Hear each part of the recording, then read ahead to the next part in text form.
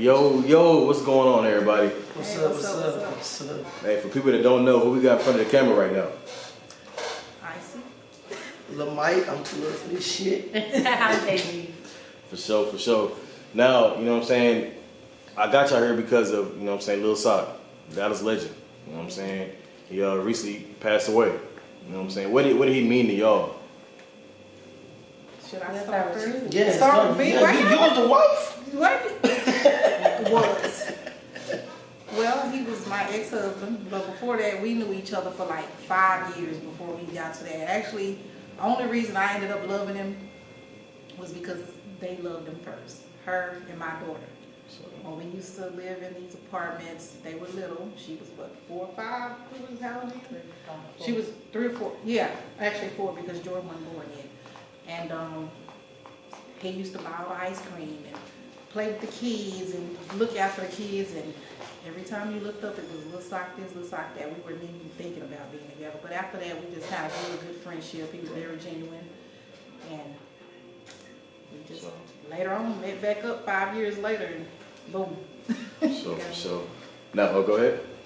We didn't get married. She said and got married. We didn't get married right away. Well, at the end of the day, y'all was married for 11 years. Yeah, but still, it was too good.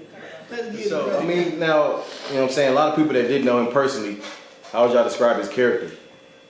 Oh, goofy. He always dancing and rapping. The Princey CDs. You said what? Say it again? Print some CDs. Okay. I used to make all, hey, for all y'all who don't know, all them CDs y'all got looks like I'm the one who used to print them. At the computer, Surrey Road, we used to live over there, off Chesterfield. I used to print all the CDs, put the labels on them, box them up. It was so funny. He had you working out. I didn't even know what I was doing at the time. Like, I didn't have no idea. I just used to be around music. So. If he loved you, he loved you. Like, you know what I'm saying? He was. I don't feel like niggas not cut like how he used, like how he cut now. You know what I'm saying? Like back then, you know, from the little socks to the big tucks to the tum to the bow legs, them niggas was cut different. You know what I'm saying? Than how the area is now.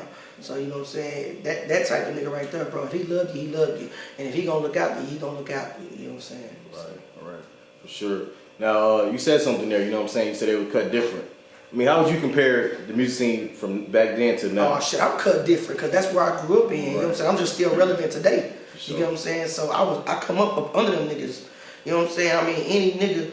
I'm literally the only nigga. I'm not saying niggas from other hoods can go to other hoods, but I was literally a young nigga in Oak Cliff that was able to go to Oak Cliff, and I ain't had to worry about shit because of Lil Soc. You get what I'm saying?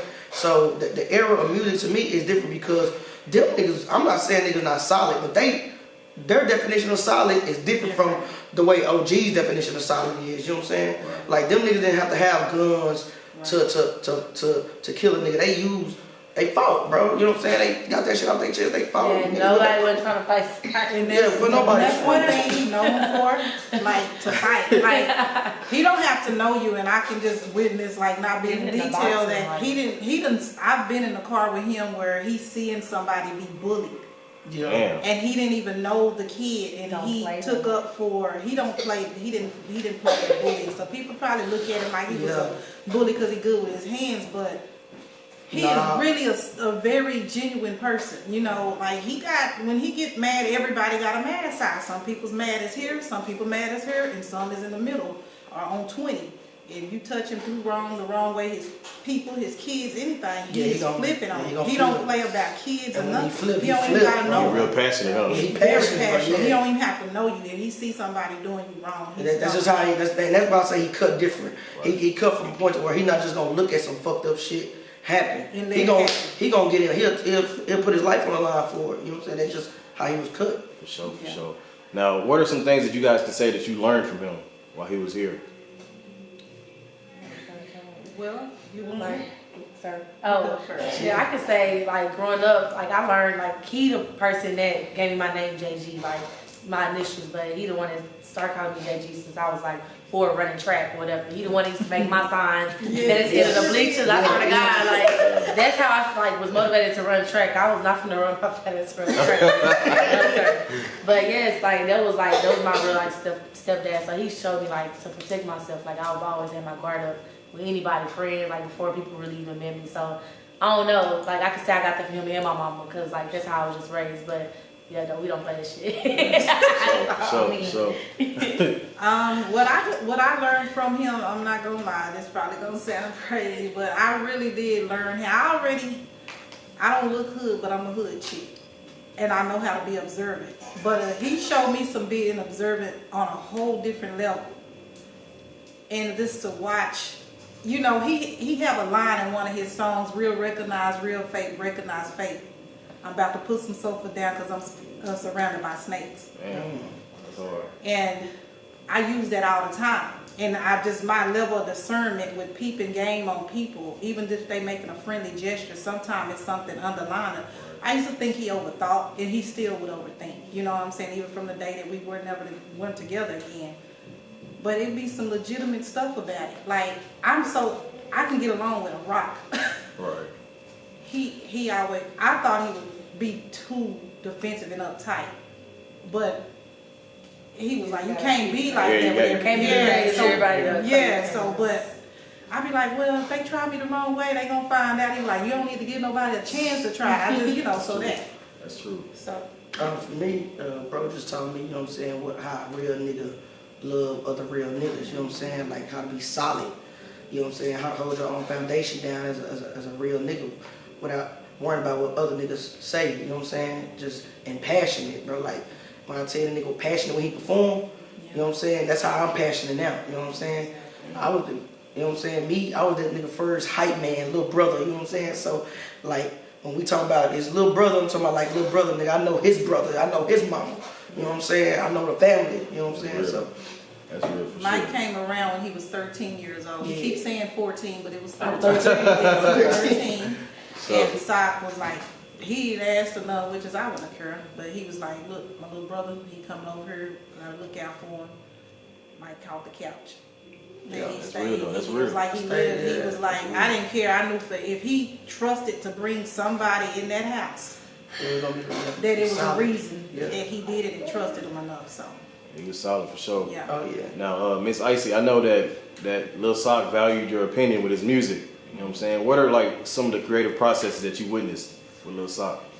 So he always had a notebook everywhere he went. Everywhere. Let one of them bump their knee, he want to go to the ER.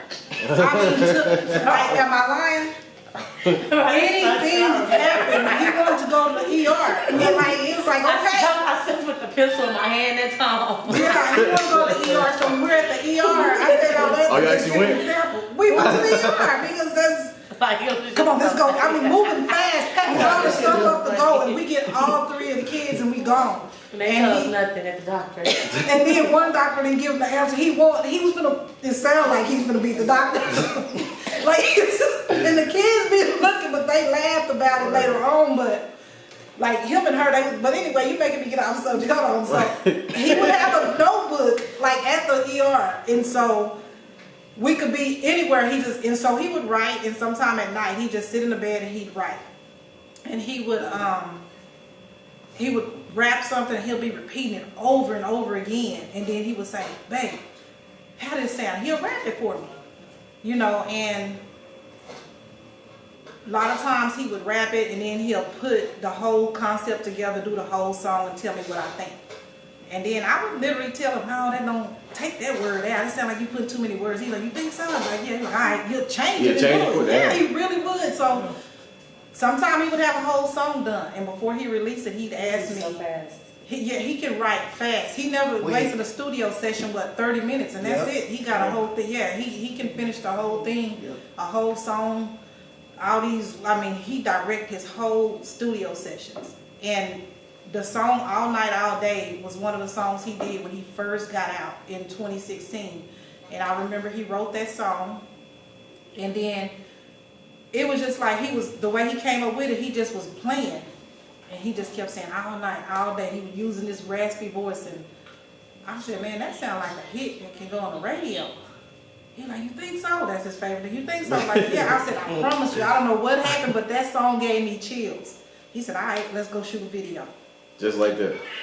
And he had all he did is recorded it in the house. Like, I mean, he was rapping it in the house. We went to record it. The next day we did a video.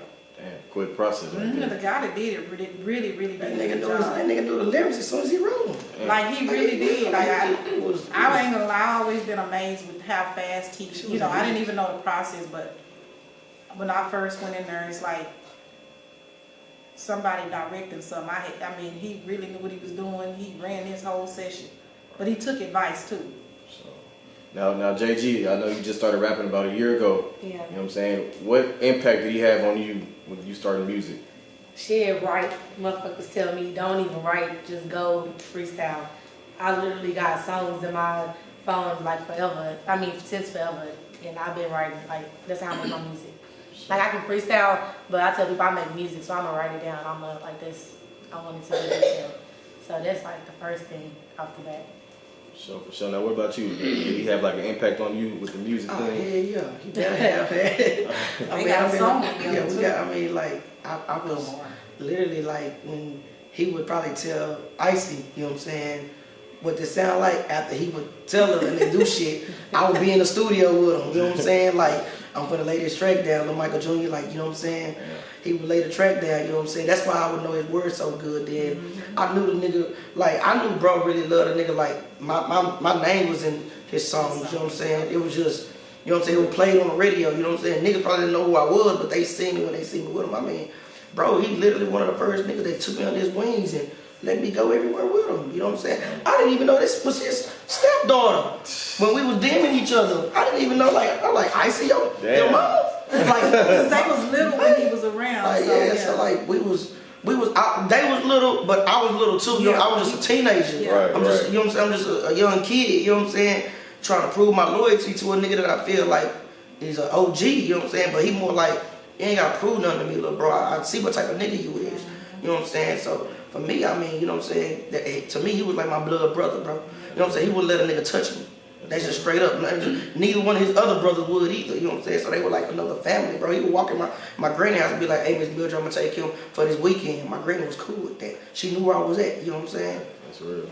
That's real, man. And before he would get on stage, one thing, he always introduced him. Yeah, always. Like, they done introduced him to get on stage, but before he get going with his stuff, he always introduced him. This is my little bro, little Mike. Yeah. Y'all look out for him, because I don't know if nobody know, and he try to be modest about this. What? But this dude right here can rap his butt off. For sure. Like, I don't know people out there, if y'all don't know, he can freestyle and everything.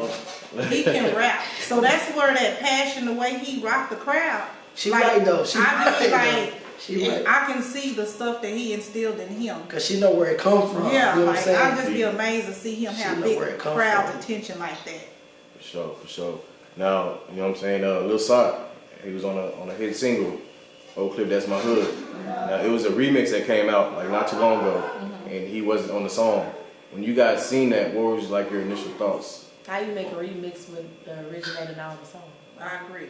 Like, and that's what it is. Right? So for them, for me it's different. Because Because I'm It's a new generation. So for and they me, popping I that feel shit. like, I kind of feel like whoever came up with the concept of making the song, whoever chose to put whoever on the song, I They guess trying to because bring it back out. Yeah, so I guess you know what I'm saying, Wrong like Nino, you know what I'm saying. I don't know if he was the originator of the song at first. I don't know who it was. You know what I'm saying. I just know my bro was on the song and I was there when he wrote his part. So I get what they saying, but then you know what I'm saying. I can agree to disagree because I understand where they coming from, but then again I'm just like shit. You know, my bro was his own nigga. You know what I'm saying. To me, he wasn't really leeching off nobody, you know what I'm saying? But I still agree with what they say because normally when somebody make a sample of a song, they put the originators on the song. In the background. Or somewhere. I get that. But then I'm like, I know how my bro is. He not finna jump out there and be like, why this and why that? He don't give a fuck. He just gonna he gonna do what he do, bro.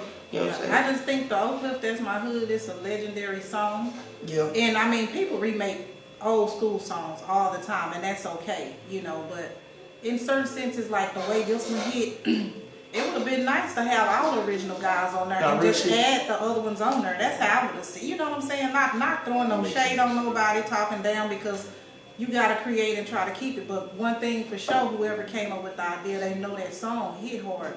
for years and still is. Yeah. So with the hype that's going on now, where the internet is now, they know that song did what it did without the internet like that. I mean, it was there. That's so true. of course he know it's gonna take off. So you just got somebody being smart. And trying then to everybody use on the song made the song. yeah, but exactly. So I just think it would have been nice to have all of them on there, you know, and then add those other guys. So I mean, me personally, I still think the original version is gonna be the one that's gonna still be played. Yeah, You know what I'm saying? So I think we'll be Hey, if doing you that. would have put Soc on this version, Man, I'm telling you, bro, his verse was gonna be like the same verse from last time. You gonna know that that's SOC. Yeah. You gonna know because it just That he voice. just different, bro. His voice is raspy. Yeah. He don't always. He's a storyteller. He's a fucking storyteller, bro. Yeah. He can tell the shit out of a story. You know what I'm saying? And it's coming from where he come from. Right. You know what I'm saying? So.